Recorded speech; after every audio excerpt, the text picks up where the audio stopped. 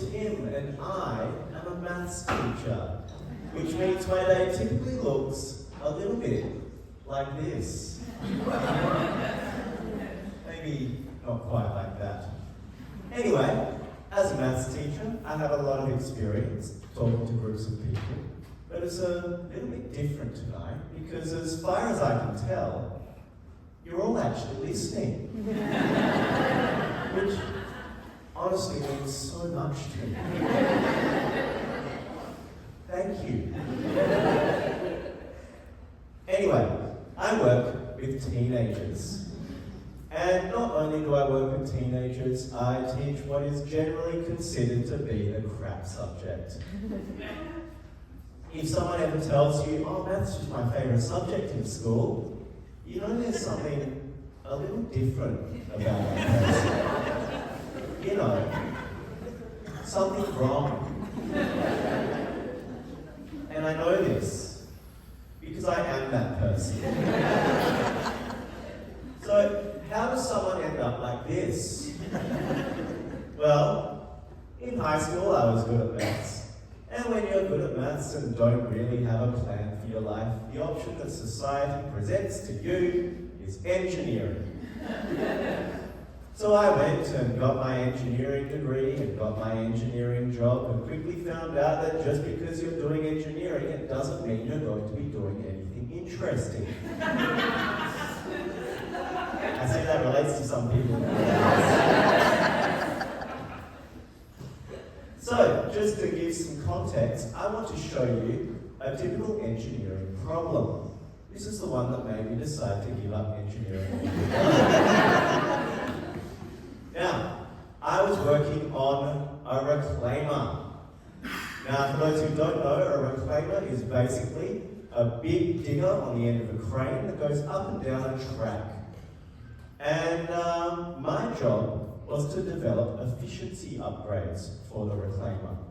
One such efficiency upgrade is that when it goes to the pile to start digging up that big pile of ore, it would move like that and then turn. My job was to make it so that it would instead do this. Move and turn at the same time, huh? How's that? How's that for efficiency? That's what gets engineers out of bed in the morning, I tell you. But it turns out that every second that the reclaimer is spent digging up ore is a second that is earning the company money. So if it can get there as quickly as possible, that means more money for the client. So this upgrade could save maybe about 30 seconds every time it goes to the pile. And that means 30 more seconds spent digging up ore. And if it does this about 10 times a day, over the course of an entire day, you save 5 minutes. Yeah! But over the course of an entire year, that is over an extra day of operation time, which for the client means big money. I'm talking $50 to $100 million just from a tiny efficiency upgrade. And I did it. I solved the problem. Amazing.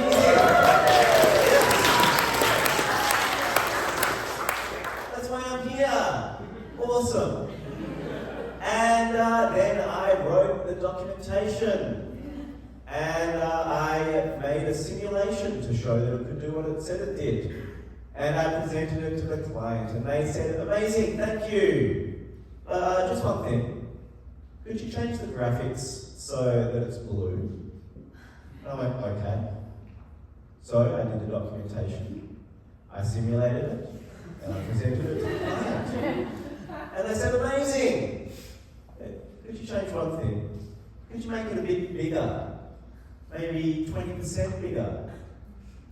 So I documented it, and I simulated it, and I presented it to the client. And in the end, I didn't even get to implement my efficiency upgrades because I already quit before my head exploded. So while I was working as an engineer, I discovered a new passion. And that passion was board games. And board games let the part of me that loved maths as a kid really run free. Because board games are basically group maths problems. Board games are what happens when you get a bunch of maths and throw it at the floor and poke around in it to see what comes out. Let's say you want to attack someone with a bunch of soldiers. How do you work out what happens? You use maths. Let's say you have a farm and you want to know if you've got enough food to survive the winter. How do you work out what happens? You use maths. Let's say you ruin Earth and want to move to Mars. How do you find out what happens? I guess we'll all find out together. But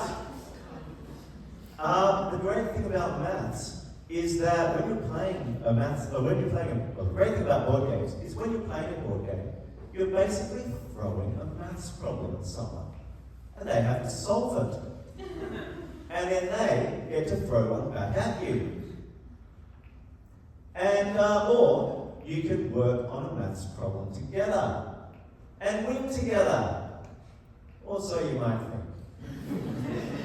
But board games really bring people together. And there's just one problem though, is that you need people to play them with. Otherwise, you're stuck doing maths problems by yourself on a Saturday night. Again. So I took it on myself to be the board game expert. I researched all the best board games, I taught them to my friends, and I even started using rule books as nighttime reading. And eventually, I lost my engineering job, but I still had a big collection of board games. Not to mention, lots of experience in teaching people how to play them. And I thought, what now? And the answer, teaching, specifically mathematics teaching. That's not me, by the way. I don't wear a tie. And this worked because it turns out that even the most mundane board game is full of all kinds of interesting mathematical properties. So, just as an example, can anyone tell me what is the worst board game in the world?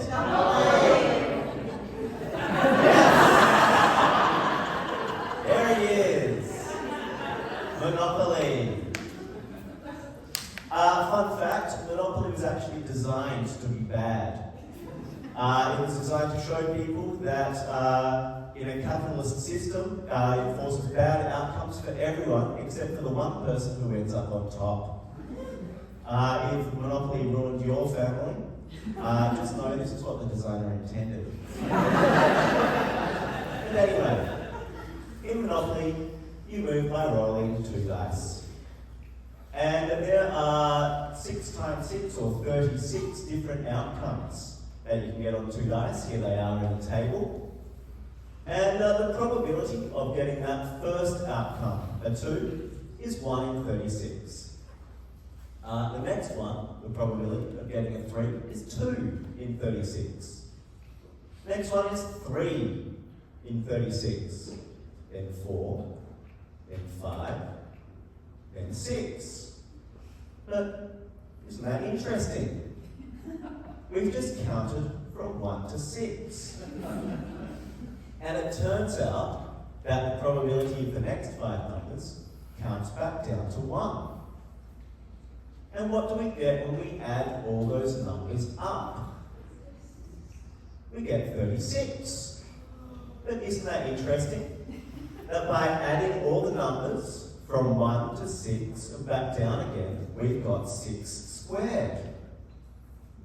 If we add the numbers from 1 to 5 and back down again, do we get 5 squared?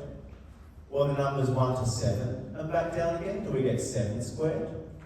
Or the numbers from 1 to 100 and back down again, Do we get 100 squared? And it turns out you do. So we've just discovered an interesting mathematical property by looking at the probabilities of rolling dice in Monopoly. Isn't that cool? I think that's cool.